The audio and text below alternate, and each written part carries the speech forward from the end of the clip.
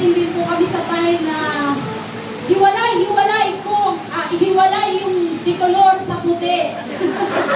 Pero, salamat sa Panginoon dahil si Pastor, yung pag-ibig niya sa akin ay ginawa niya akong queen ng tahanan.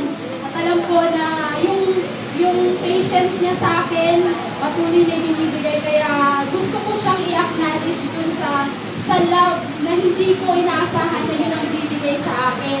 At tunay nga, yun yung pinagpapasalamat ko sa Lord na nagkaroon ako ng asawang katulad niya.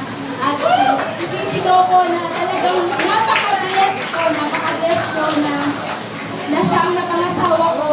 At sa edad ko ito, nabigyan pa ako ng pagkakataon na yung desire ko talaga ay makamit ko, professional, ang pagiging social worker, ay hindi ko magagawa to kung hindi ko sa encouragement ng aking asawa. So, maraming salamat and I would like to say, I love you.